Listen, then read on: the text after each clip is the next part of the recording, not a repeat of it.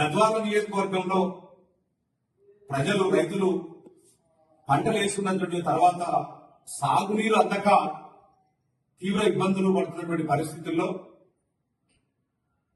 స్థానిక శాసనసభ్యులైనటువంటి బండ్ల కృష్ణమోహన్ రెడ్డి గారు కావచ్చు, అధికారిక పార్టీకి నాయకులను చెప్పుకునేటువంటి నాయకుడు కావచ్చు, మరి వీళ్ళు ఎందుకు ప్రభుత్వం దృష్టికి తీసుకెళ్లి నియోజకవర్గంలో పంటలు వేసుకున్న తర్వాత రైతులు సాగునీరు అందక తీవ్రంగా ఇబ్బంది పడుతున్నటువంటి పరిస్థితుల్లో ఎందుకు ప్రభుత్వం దృష్టికి తీసుకెళ్లి ఈ సమస్యను పరిష్కారం చేస్తలేదో ఒకసారి ఆలోచన చేయాలని చెప్పేసి రోజు డిమాండ్ చేస్తా ఉన్నాం అడిగడ్డలో పోరాట సమితి తరఫున.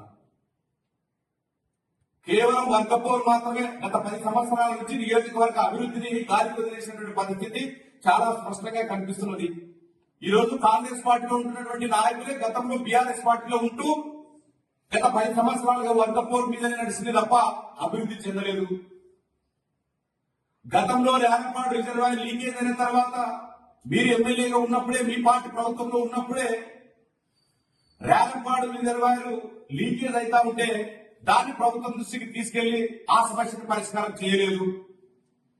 ఈ రోజు రేలంపాడు నిల్వ చేయలేని పరిస్థితుల్లో, లీకేజ్ వల్ల నిల్వ చేయలేని పరిస్థితుల్లో ఈ రోజు అన్ని గ్రామాలకు కాలువల ద్వారా సాగునీరు అందించలేని పరిస్థితి చాలా స్పష్టంగా కనిపిస్తా ఉన్నది. స్థానిక శాసనసభ్యులే 99 ప్యాకేజ్ కావచ్చు, 104 ప్యాకేజ్ కావచ్చు, కాంట్రాక్టరే ఆయన. మరి ఆయన ఎందుకు కంప్లీట్ చేస్తలేడో ప్రజలు కూడా ఈరోజు అడగాల్సినటువంటి అవసరం ఉన్నది. మొత్తం కూడా ఈరోజు మీరు కాంగ్రెస్ పార్టీలో నిజంగా ఉన్నట్లయితే మీ ప్రభుత్వమే, మీ ముఖ్యమంత్రి గారే కనుక మీ ముఖ్యమంత్రి గారితో మాట్లాడి ఎందుకు ఈ సమస్యని పరిష్కారం చేయడం లేదు? లేదు మీరు ప్రతిపక్షంలో ఉన్నారు, బీఆర్ఎస్ పార్టీలోనే కొనసాగుతున్నారు అనుకుంటే మరి ప్రతిపక్ష ఎమ్మెల్యేగా ప్రభుత్వాన్ని ఎందుకు ప్రశ్నించడం లేదు అసెంబ్లీలో?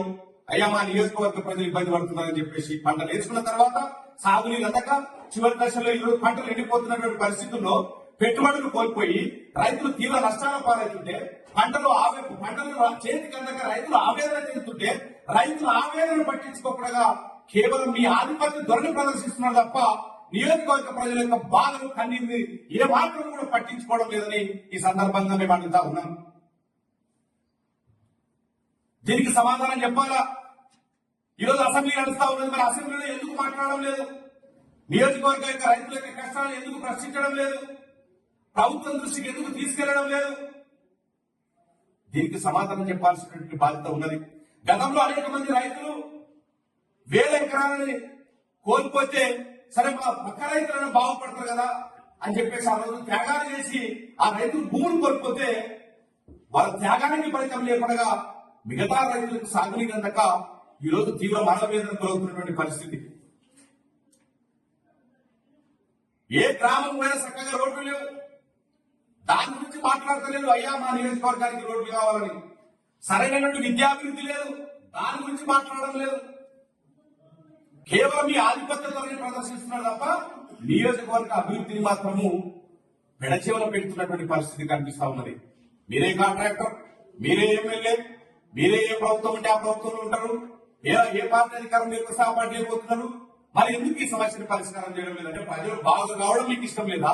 ప్రజలు నిత్య కష్టంలోనే ఉంటే మీ లెక్కన ఉంటారు, మా దగ్గరికి వస్తారనే ఉద్దేశంతో ఇట్లా చేస్తున్నారా? లేకపోతే మీకు సరైనటువంటి అవగాహన లేకరా, సమర్థత లేకరా, ప్రజల సమస్యలను పరిష్కారం చేసే సమర్థత లేక ఈ రకంగా చేస్తున్నారా? దీనికి సమాధానం చెప్పాలి. మేమంటా ఉన్నాం, మీకు ప్రజల సమస్యల పట్ల చిత్తశుద్ధి లేదు, ప్రజల సమస్యలను పరిష్కారం చేయాలనేటువంటి ధ్యాస లేదు, ప్రజల సమస్యల్ని పరిష్కారం చేయగలిగినటువంటి సమర్థత లేదు. మీకు కావాల్సింది రాజకీయము, కాంట్రాక్టర్లు, అధికారము, డబ్బులు తప్ప, ఇసుక మాఫియా, మట్టి మాఫియా తప్ప మరి ఇంకే ఉద్దేశం కూడా ఇక్కడ లేనటువంటి పరిస్థితి చాలా స్పష్టంగా కనిపిస్తా ఉన్నది. గత 5 ఏళ్ల క్రితమే కదా లీకేజ్ చేస్తా ఉన్నది. ఆ లీకేజ్ ఎందుకు అరికట్టడం లేదు? ఆ లీకేజ్ ని అరికట్టకనే ఈ రోజు ఈ పరిస్థితి రైతులకు సాగునీరు అందక అనేక రకాలుగా ఇబ్బందులు పడుతున్నా కూడా సమస్యలను పరిష్కారం చేయాల్సినటువంటి నాయకులు మాట్లాడడం లేదు. సమస్యలను పరిష్కారం చేయాలని ఒత్తిడి చేయాల్సిన నాయకులు, ప్రశ్నించాల్సిన నాయకులు ప్రశ్నించడం లేదు. దీన్ని ఏ విధంగా అర్థం చేసుకోవాలి? మేము నడిగడ్డ అక్కడ పోరాట సమితి తరఫు నుంచి ఒకటే డిమాండ్ చేస్తా ఉన్నాం. ప్రస్తుతం అసెంబ్లీ సెషన్ నడుస్తా ఉన్నది. మీరు ప్రస్తావించండి, మాట్లాడండి, అడగండి. ఇక్కడ ఉన్నటువంటి రైతుల గోసును ముఖ్యమంత్రి గారి దృష్టికి తీసుకెళ్ళండి. ఈ సమస్యని పరిష్కారం చేయండి.